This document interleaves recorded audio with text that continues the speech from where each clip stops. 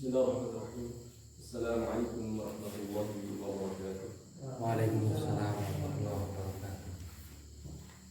Alhamdulillah, hamdan katsiran thayyiban mubarakan fihi kama yuhibbu rabbuna wa yarda. Asyhadu an la ilaha illallah wahdahu la syarika lah wa asyhadu anna Muhammadan 'abduhu wa rasuluh. Wassalatu wassalamu ala nabiyyina Muhammadin wa ala alihi wa sahbihi wa man tabi'ahum bi ihsan ila yaumiddin, amma ba'd. Ayo ikhwah, azan ya Allah yakum. Alhamdulillah ini kita diberikan kesempatan oleh Allah SWT untuk melanjutkan pembahasan ulumul Quran, dan insyaallah nanti dilanjut dengan qawaid ilmu tajwid ya. Yang insyaallah di malam ini kita akan memasuki pembahasan i'timadul ulama fi ma'rifatil makki wal madani ala manhajaini asasaini.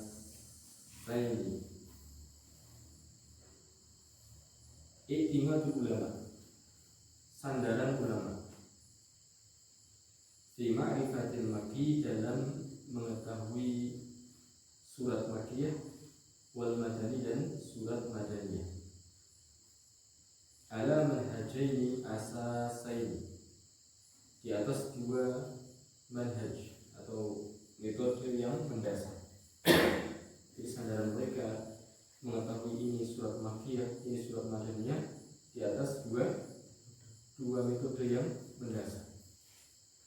Wahuma, keduanya yaitu al-awwal, yang pertama, al-manhajus simai an-naql, metode simai, yaitu mendengar, ya, metode dengan cara mendengar an-naql yang bersifat penukilan.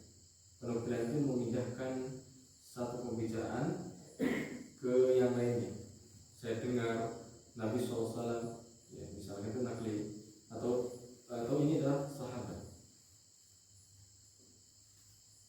Yastanidu ila riwayati sahabat,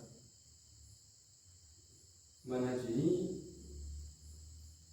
yastanidu, bersandar, ila riwayati sahabat, atau ila riwayati sahihah, kepada riwayat yang sahihah, ani sahabat, dari para sahabat, wa tabi'ina, dan tabi'in, alladzina asarul wahya, mereka adalah orang-orang yang semasa dengan wahyu, wa syahidu, dan mereka menyaksikan nuzulahu, turunnya wahyu. Aw ani tabi'in, atau dari tabi'in, alladzina talaqau ani sahabati, yang mereka langsung mengambil dari para sahabat. Wa sami'u minhum, dan mereka mendengarkan dari mereka, maksudnya para tabi'in mendengarkan dari para sahabat, kaifiyatan nuzuli, bagaimana caranya turun, wa mawaqi'ahu, ya, wa mawaqi'ahu, dan tempat-tempat turunnya, wa ahdatsahu, dan kejadian-kejadiannya, wa ahdatsahu, dan kejadian-kejadiannya.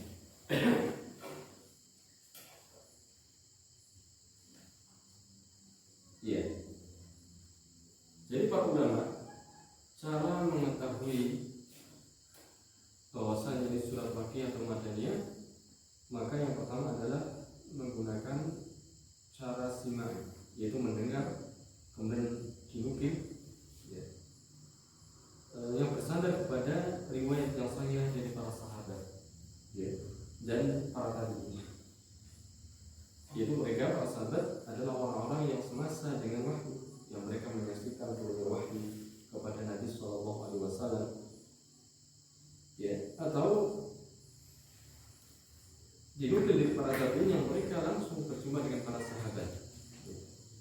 Sebagaimana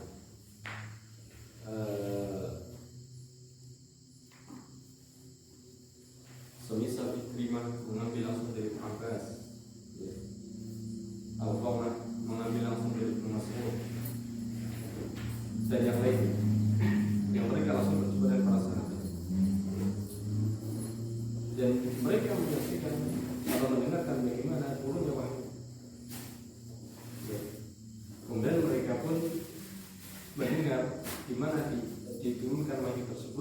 dan kejadian-kejadiannya seperti apa. Ya, ada kejadian-kejadian yang disebutkan.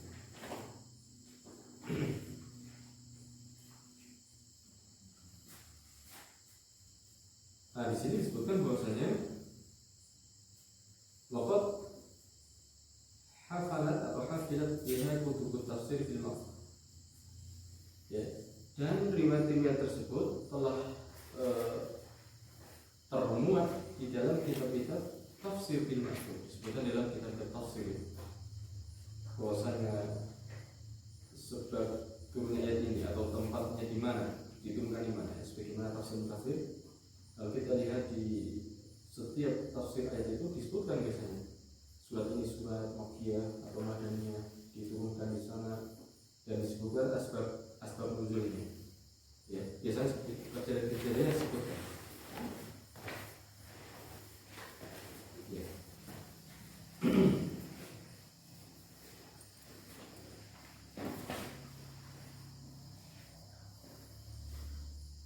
Kemudian metode yang kedua, diketahui surat Makkiyah atau Madaniyah dengan metode atau manhaj al-qiyasi al-ijtihadi.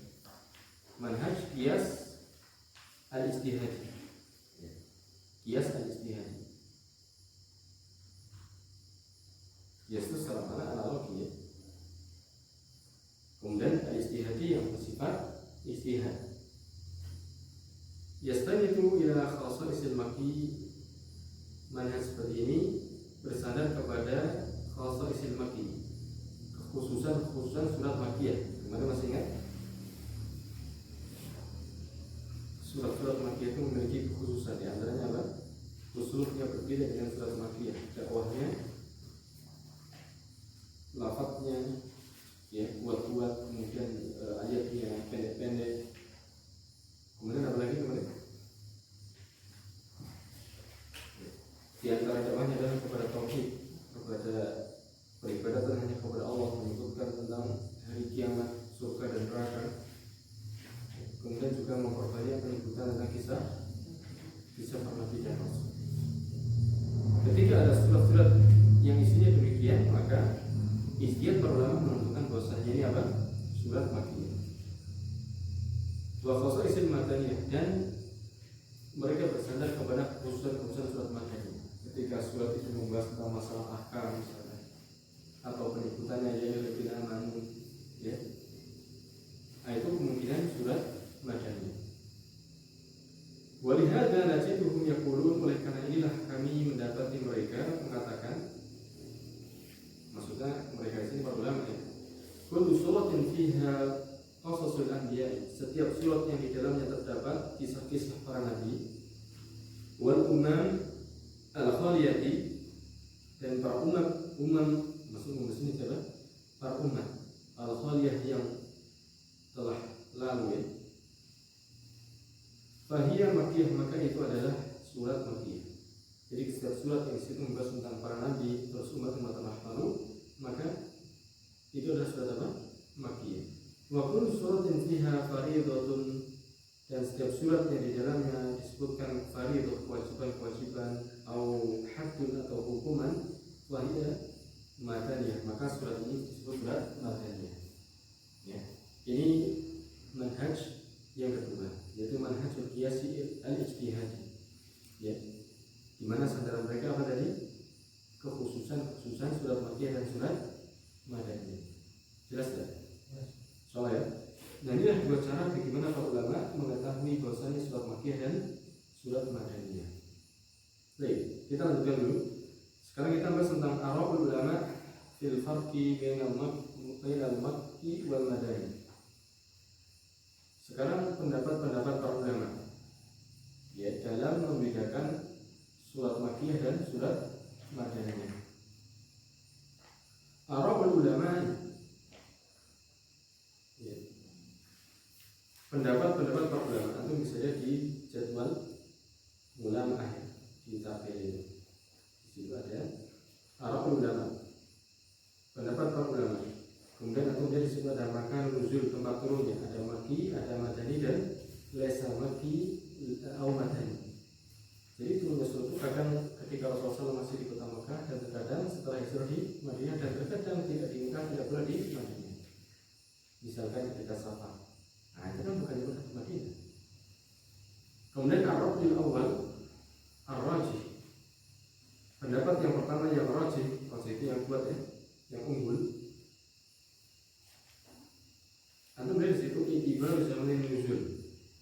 dari waktu turunnya. Iktibar itu melihat pada waktu nuzul turun. Lalu dilihat untuk yang Makkiyah, ma nuzila qabla hijrah. Setiap surat yang diturunkan sebelum hijrah. Wa in kana bi ghairi Makkah, walaupun dia bukan di kota Makkah. Ada surat yang diturunkan waktu hijrah, walaupun tidak artinya Nabi tidak di Mekah, maka ini dikatakan Makki. Misalnya ketika Rasulullah sedang ke Taif, ya, turun surat misalnya, surat apa ini? Surat kecil kan? Ketika Rasulullah sedang perjalanan sepulang dari Taif. Nah, maka ini digolongkan surat Makkiyah, walaupun Rasulullah tidak di kota Mekah. Patokannya apa tadi? Setiap surat yang diturunkan sebelum Nabi hijrah ke Madinah masih dikatakan Makkiyah. Dan untuk yang Madaniyah, ini pendapat yang rajih. Untuk pendapat yang rajih, dilihat dari zamannya. Untuk Madaniyah, manusia ba'da hijrah wa in kana bi ghairi Madinah. Setiap surat yang diturunkan setelah hijrah Nabi ke kota Madinah, walaupun tidak di kota Madinah. Semisal Rasulullah sedang safar, sedang melakukan penyerangan ke berbagai kabilah, ke Bani Mustalik dan yang lainnya, maka itu disebut dengan surat Madaniyah. Atau misalkan Rasulullah sedang ke Tabuk, ya kan, turun surat, ya, di situ Rasulullah diberitahu oleh Allah Taala bahwasanya mereka membangun masjid untuk memanfaatkan kaum muslimin, masjid Dirar, ya, di Kuba. Rasulullah tadinya tidak tahu, tapi setelah turun ayat ini, kemudian Rasulullah memerintahkan sahabat, kalau tidak salah Zubair dan Ali, untuk menghancurkan masjid tersebut. Padahal Rasulullah tadinya ketika didatangi untuk agar beliau sholat di masjid itu, Rasulullah mengiyakan insya Allah nanti setelah pulang dari Tabuk. Ini menunjukkan Rasulullah tidak mengerti yang tadi, ya. Nah, itu pun disebut dengan surat Madaniyah, walaupun Rasulullah tidak di dalam kota Madinah. Ini pendapat yang pertama. Kemudian kalau yang tadi selesai pembahasan tadi. Apapun yang diturunkan sebelum hijrah berarti disebut surat Makkiyah. Apapun yang diturunkan setelah hijrah berarti surat Madaniyah. Meskipun Rasulullah di luar kota Mekah dari Madinah, ini sudah selesai. Makanya tidak ada yang lainnya. Tidak ada selain kota Mekah dan Madinah. Ya. Kemudian apalagi tadi pendapat yang kedua, ini bukan yang rajih, ya. Pendapat yang kedua, iktibar makan nuzul, melihat dari tempat diturunkan. Kalau tadi zaman waktunya, ya, sebelum hijrah dan setelah hijrah. Kalau ini sekarang lihat tempatnya. Manusia di Mekah, wama jiwaroh, wama jawariha atau jiwariha, wama jiwariha kamina wa arafatin wal hudaybiyah. Pertama, apapun yang diturunkan di kota Mekah dan apapun yang diturunkan di sekitar kota Mekah, jiwar itu di area, ya, jiwar itu tetangga, seperti Mina, Arafah dan Hudaybiyah, maka disebut dengan Makkiyah. Itu kalau tidak dari tempat. Berarti ketika Rasulullah SAW hendak melakukan umroh, kemudian tertahan di Hudaybiyah, yang akhirnya terjadi perjanjian Hudaybiyah, maka menurut pendapat ini disebut dengan apa? Surat Makkiyah. Karena mereka melihat dari sisi tempat, bukan dari sisi masanya turun. Tapi pendapat ini marjuh, pendapat ini lemah. Pendapat yang tadi pertama itu yang rajih. Ya, dikatakan surat Makkiyah dan Madinah itu dilihat dari sisi waktunya saja. Adapun yang Madaniyah, manusia di Madinah, apapun yang diturunkan di kota Madinah, wa ma jiwariha, dan apa yang ada di sekitar Madinah. Ka'ubudin semisal Uhud, wa Qubain seperti Quba, wa Sal'ah dan Bukit Sal'ah. Jadi kalau diturunkan di Madinah, kemudian di sekitar Madinah semisal Uhud, Quba dan Sal'ah, maka dikatakan surat Madaniyah. Karena yang kedua ini berpendapat dari sisi apa?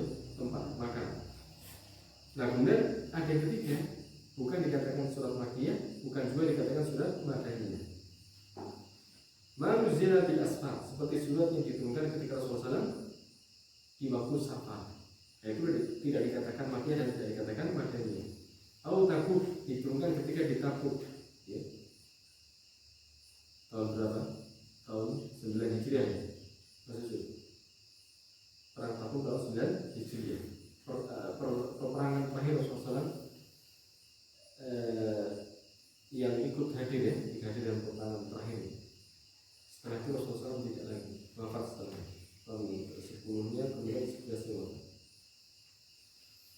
Atau Baitul Maqdis, atau diturunkan di waktu di Baitul Maqdis, di Palestina. Kemungkinan pas peristiwa Isra Mi'raj. Nah, pendapat yang kedua ini menilai bahwasanya ini bukan surat Makkiyah, bukan surat Madaniyah, karena tidak diturunkan di kota Mekah, tidak pula di kota Madaniyah, tetapi di Safar atau di Tabuk atau di Baitul Maqdis. Tapi sekali lagi pendapat ini apa? Pendapat yang lemah. Jadi para ulama berkhilaf, ya, tapi tidak semua khilaf terus kita ambil. Kita ambil tentu yang paling rajih, yang paling kuat. Kemudian pendapat yang ketiga, pendapat yang ketiga, i'tibarul mukhatab. Sekarang dilihat dari siapa yang diajak dialog. Mukhatab itu orang yang dihitopi oleh ayat Al-Quran. Ayat ini ditujukan untuk siapa? Dilihat dari sisi mukhatabnya. Teman bicaranya siapa? Makkiyah, dikatakan surat Makkiyah, maka khitaban di ahli Makkah. Selama surat itu khitabnya kepada penduduk Makkah. Awil kufar atau orang kafir, maka berarti itu surat Makkiyah. Setiap khitabnya pembicaraan ya ayyuhalladzina kafaru, misalnya ya ayyuhalladzina kafaru la ta'tadzirul yaum. Wahai orang kafir, jangan beralasan, tidak punya alasan hari ini, ya. Nah, itu dikatakan surat Makkiyah kalau lafaznya seperti itu.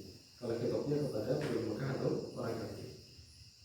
Kemudian disebut surat Madaniyah, maka khitaban ahli Madinah, ketika suratnya itu khitabnya ditujukan kepada ahli Madinah, awil mu'minun, ya ayyuhalladzina amanu kutiba alaikumusiyam. Berarti surat Madaniyah. Ini pendapat yang ketiga, mulai dari mukhatabnya ditujukan untuk siapa.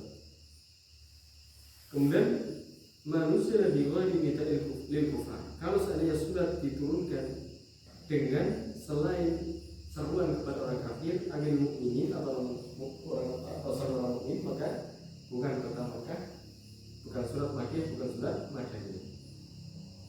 Ya ayuhan nas, ya ayuhan nas u'budu rabbakum alladzi khalaqakum misalkan. Kan suratnya bukan untuk orang kafir, bukan untuk kaum mukminin, kan? Nah, ini kemudian menurut pendapat yang ketiga ini bukan Makkiyah, bukan Madaniyah. Tapi sekali lagi pendapat yang tidak kuat, ya, yang tidak kuat. Lemah. Yang pertama yang rajih. Jadi yang pertama yang rajih, surat itu hanya dibagi dua, yaitu Makkiyah dan Madaniyah saja. Dilihat dari sisi zaman. Dikatakan Makkiyah kalau Nabi belum hijrah ke Madinah. Berarti selama 13 tahun Rasulullah SAW di kota Mekah namanya surat Makkiyah. Setelah Rasulullah hijrah ke Madinah, maka disebut surat Madaniyah walaupun turunnya tidak di kota Madinah. Ini pendapat yang rajih. Aku ambil yang mana? Yang pertama, ya, yang mana? Baik, insyaallah kita lanjutkan besok untuk membahas tentang mumayyizatus suwar al-Makkiyah. Kita akan membahas tentang keistimewaan surat Makkiyah yang akan datang, insyaallah. Jadi setiap surat itu ada keistimewaan tersendiri. Baik, selanjutnya kita lanjutkan pelajaran qawaid.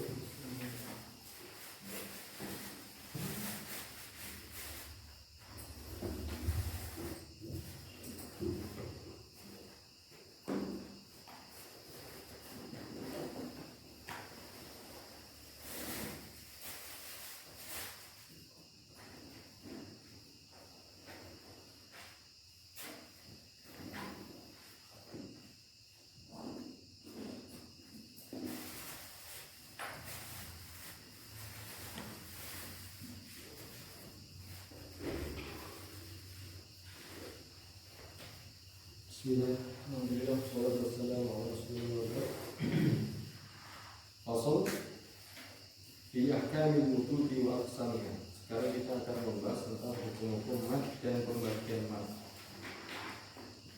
Sebelumnya kita sudah bahas tentang hukum nun sukun, dan tanwin bertemu dengan huruf hijaiyah ada berapa hukum tuh? Ada izhar, ada lagi idgham. Idgham ada dua, ada dibunuh dan tidak punah, ada ikhlas dan ada ikhfal. Jadi ada 4 kan? Kemudian kita sudah bahas tentang hukum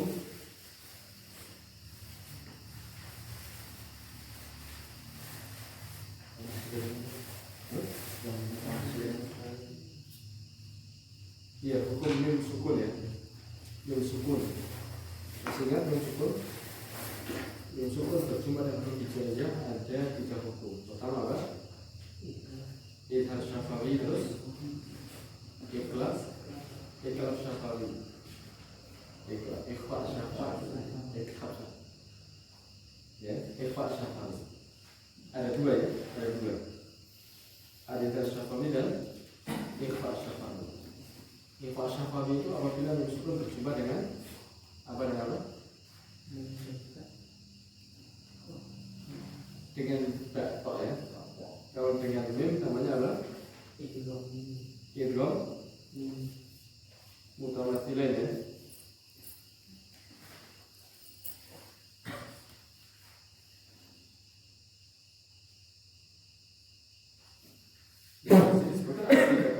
Ada 3 keadaan. Ya. Jadi hukum mim sukun itu ada 3 keadaan. Pertama adalah idgham, kemudian ada ikhfa dan ada izhar. Idgham tapi dikatakan itu mutamathilain. Kemudian ada ikhfa syafawi apabila mim sukun ketemu ba dan yang lainnya adalah izhar. Kemudian kita juga sudah bahas tentang hukum mim sunat tasydid. Mim yang bertasydid dan nun bertasydid. Di hukumnya apa itu? Hukumnya apa? Izhar pun jelas gunanya ya, ditahan. Kemudian kita juga sudah bahas tentang al-ma'rifah.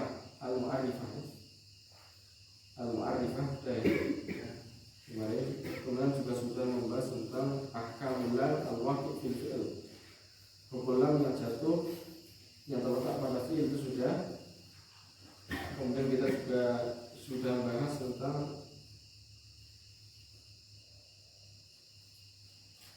idgham. Ya, idgham ada 3 kemarin. Idgham mutamathilain, mutaqarribin dan mutajanisin. Nah, sekarang kita akan bahas tentang ahkamul mudud, hukum-hukum mad. Ya. Ini pun penting ya, karena kalau salah memanjangkan dan memudahkan bisa juga jatuh ke lahan jari. Lahan jari itu merusak makna. Yang merusak makna yang makna itu jelas-jelas merusak makna. Nah, ini bahaya. Contohnya wala sawfa yu'tika rabbuka fatarda. Kalau dibaca panjang maknanya nanti. Harusnya dibaca pendek kan? Wala sawfa yu'tika rabbuka fatarda. Dan juga Rabbmu sungguh akan memberikan kepada kau sehingga kau akan ridho. Tapi kalau dipanjangkan menjadi 3. Nah, ini penting sekali. Oke. Nanti bisa buka. Sudah ketemu? Faslun fi ahkamil mududi. Fasal dalam hukum-hukum mad itu panjang ya. Wa aqsamiha dan pembagian mudud. Kembali ke mudud. Mudud itu jamak taksir. Makanya jamak taksir dihukumi muannas. Makanya aqsamiha bukan aqsamiha. Soal ma haddul maddi? Apa batasan mad? Ya. Lugutan secara bahasa, wastilahan dan secara istilah.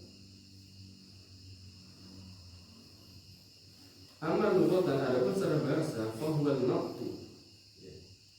Maka mad adalah al-maqtu, yaitu memanjangkan. Secara mana al-maqtu yaitu memanjangkan.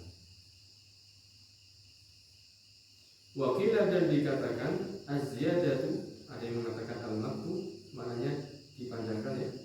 Ada juga yang mengatakan az-ziyadatu yaitu ditambahi. Ini secara bahasa. Jadi maksudnya secara bahasa ini apa tadi? Atau ditambah. Sekarang istilah. Wa amma istilahan adapun mad secara istilah indal qurra'i menurut para ulama qurra, ini maksud adalah ahli qiraah. Fahuwa itolatus sauti, maka dia adalah itolatus saut, memanjangkan suara.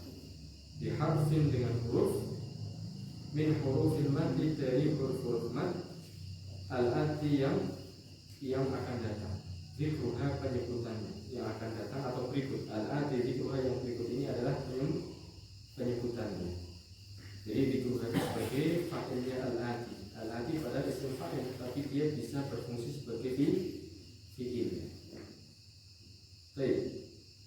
Jadi secara istilah mad adalah memantangkan suara dengan huruf dari huruf mad.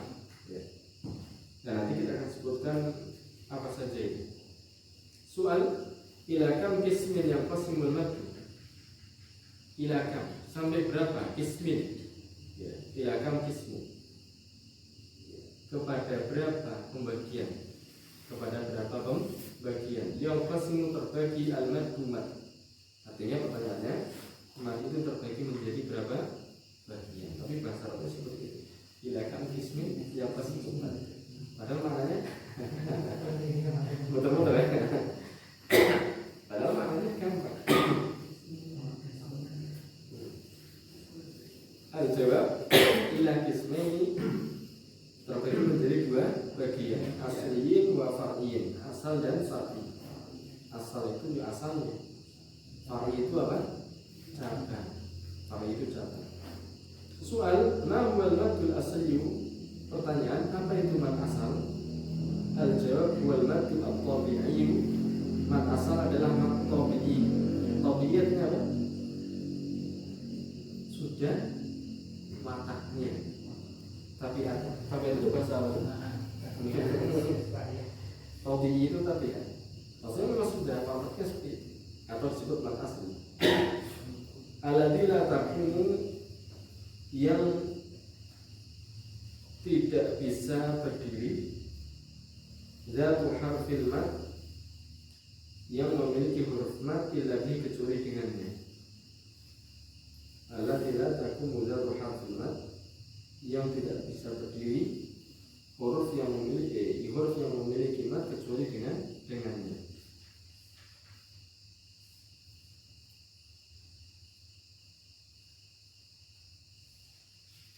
Artinya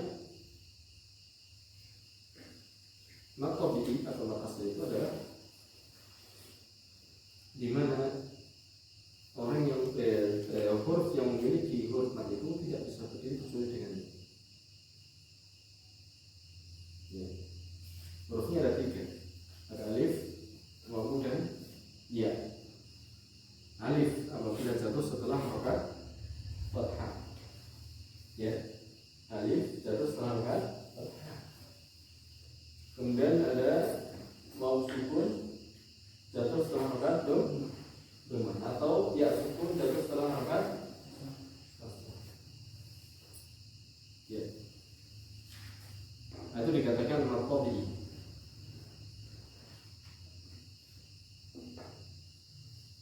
Tidak bisa tegak huruf yang memiliki huruf mad itu kecuali dengan mad tersebut. Kemudian soal pertanyaan lagi, ma hiya huruful mad? Apa itu huruf-huruf mad? Al-jawab hiya salasatun, dia ada tiga. Al-wawu, ini menjadi badannya. Al-wawu yaitu wawu, as-sakinatu yang sukun, al-madmumu yang dibaca dhammah, al-madmum yang didhammahkan boleh. Ma huruf, ma itu apa-apa maksudnya huruf qablaha sebelum wawu. Ya, jadi pertama wawu sukun sebelumnya berharakat dhammah seperti tadi ya. Kemudian wal ya dan ya as-sakinatu yang sukun, al-maksu yang dikasrah. Ma huruf qablaha sebelum ya sukun. Apabila ada ya sukun sebelumnya berharakat kasrah, maka itu dibaca mad tabi'i atau mad asli. Kemudian wal alif sakinatu, ada alif sukun, al-maftuhu yang di fathah, ma qablaha huruf sebelum alif. Ya, yang di fathah huruf sebelum alif.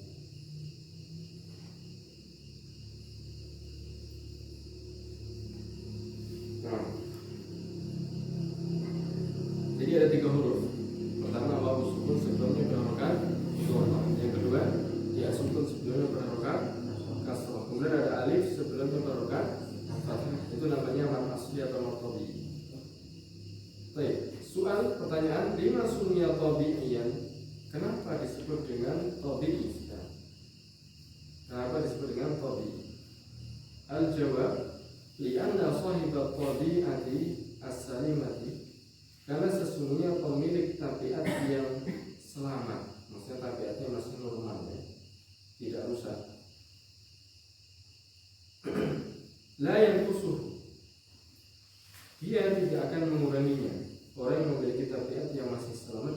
akan menguranginya. Berarti kalau orang baca kok tidak mengikuti ini, berarti tabiatnya sudah rusak.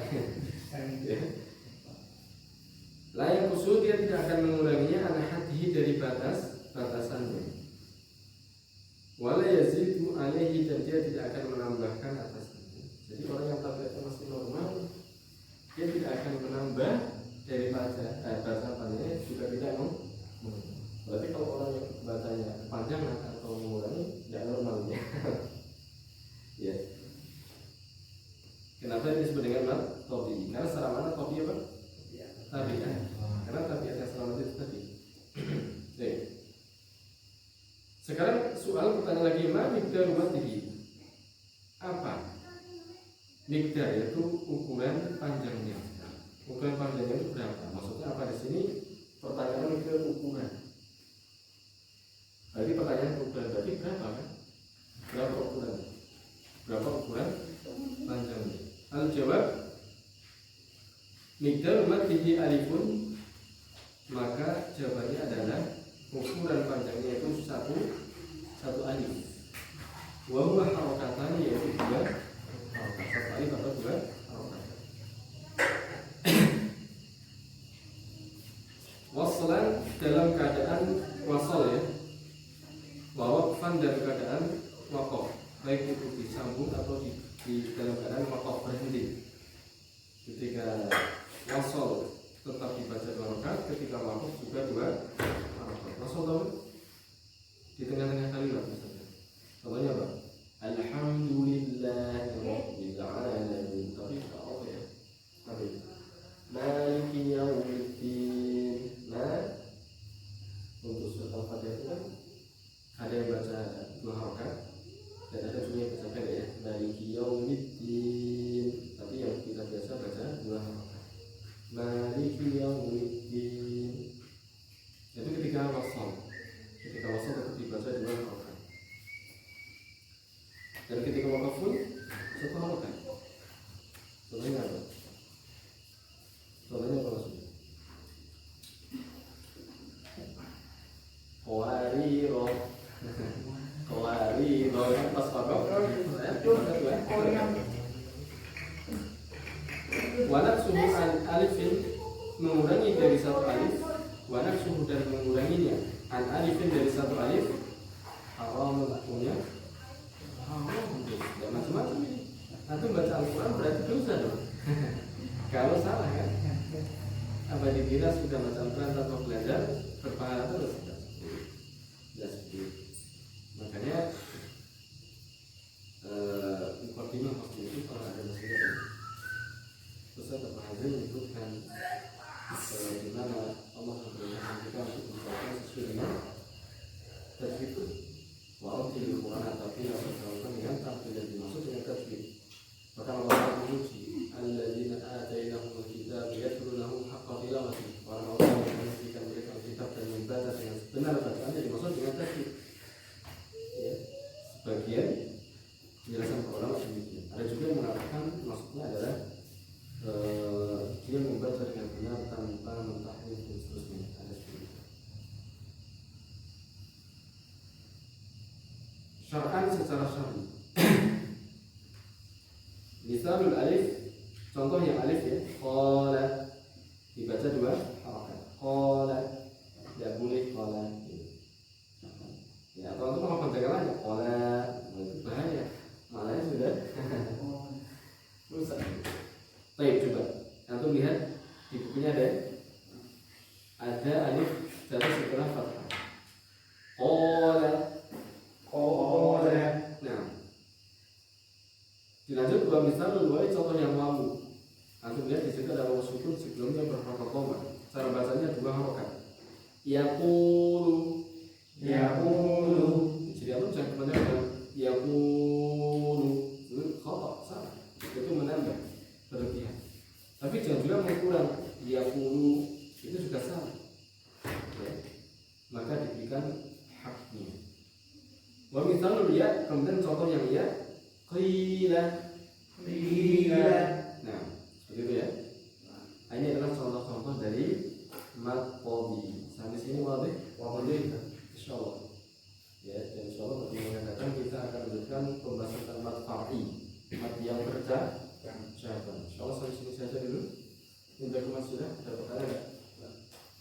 واضح. إذا نكتفي بكثرة المجلس. سبحانك اللهم وبحمدك أشهد أن لا إله إلا أنت أستغفرك. السلام عليكم ورحمة الله وبركاته. Waalaikumsalam.